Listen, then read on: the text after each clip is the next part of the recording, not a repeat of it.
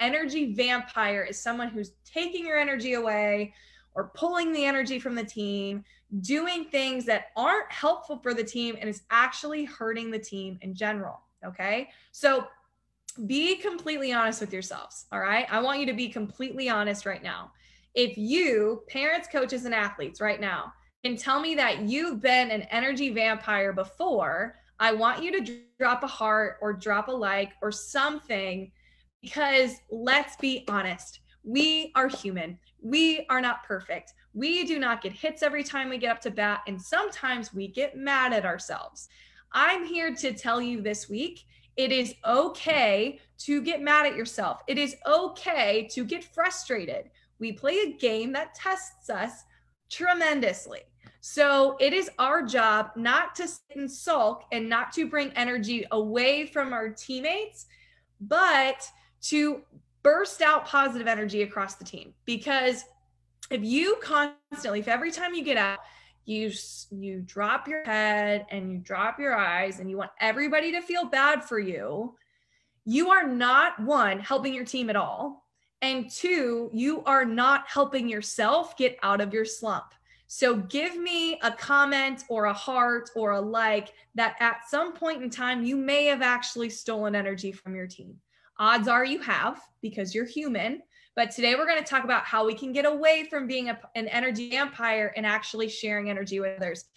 I'm going to tell you right now that your energy is either pulling away energy from other people or you're helping people with your energy. So I've shared this before, but I know it's like always a good time to say this.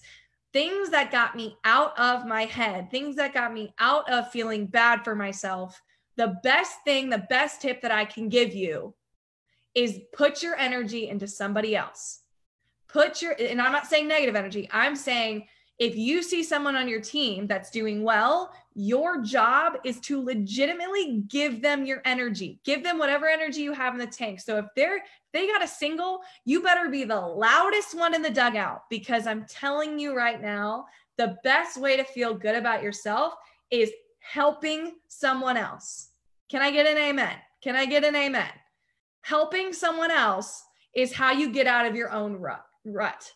Okay. So if the next time that you strike out, the next time that you make a mistake, I want you to step up, give yourself 10 seconds, okay, 15 seconds, give yourself a second to learn and kind of be mad at yourself for a second, because it happens. But your job, instead of making others feel bad for you, is to put your energy into the person next to you. Let's say you're at shortstop and you let a ball go completely under your legs. One, finish the play, or else that runner's getting a 2. Finish the play. And then once the play is done, tell your pitcher, I got your back. I'm ready for the next one. Because if you do that, you're giving your energy into the pitcher and say, hey, I got you. I'm going to make this play. And odds are you're going to make the next play that comes to you, because you've already told yourself that you're going to make that play. So you sharing your energy into someone else, into your teammate, is going to, one, give them more confidence in you and themselves to go do their thing. And therefore, you're going to feel better about yourself, especially if that teammate starts to kill it, starts to rock it. All right. There's nothing better than cheering for a teammate and seeing her succeed, right? Right? Like, tell me, there is nothing better than seeing your teammate crush it after you've just put your energy into her to succeed. You're like, hey, so-and-so, get it done. You got this. There is nothing better than that.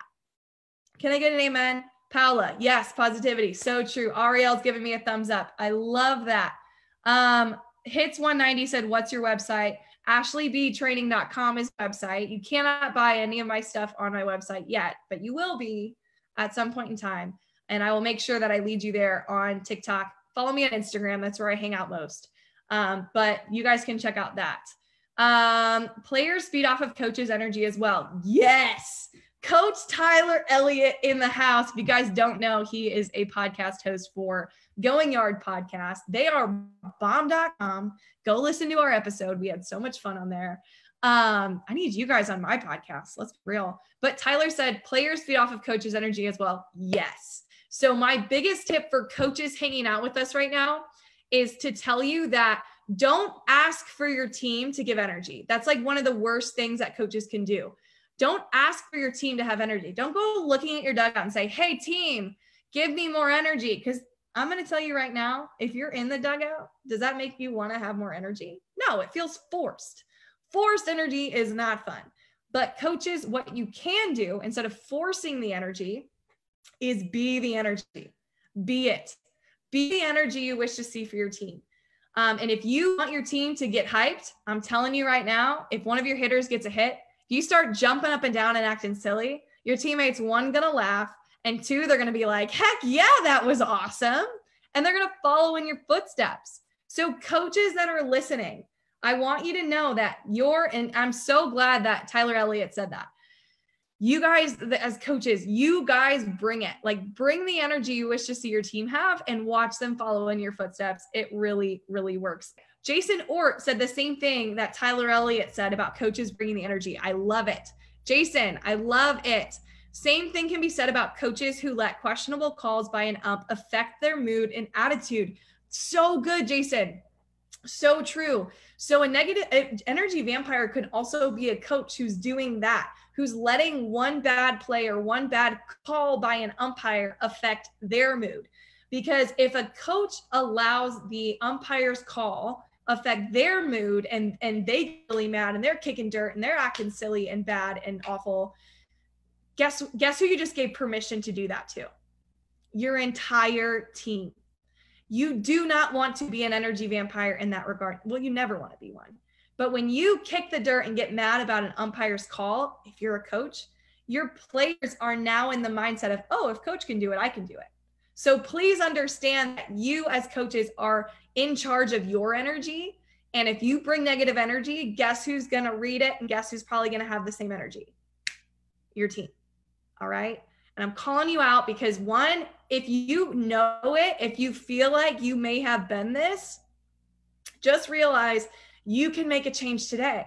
And like I said before, we are not perfect human beings. Raise your hand if you're not perfect. I hope everybody raises their hand and says they are not perfect, because no one is. I have been an energy vampire before. Probably this last week in lessons, I probably was an energy vampire at some point. That your job is to know when it's happening, when you may be being a vampire or when a teammate or whoever's being an energy vampire, and do something about it. So if it's you, if you realize, hey, I am not being a good teammate right now, put your energy into someone else and you will likely see that the energy of everybody around you is going to get better. All right. So you can change it. Jason also said, I have seen it too often where a coach gets frustrated and it affects the whole team dynamic and attitude. Jason, great point.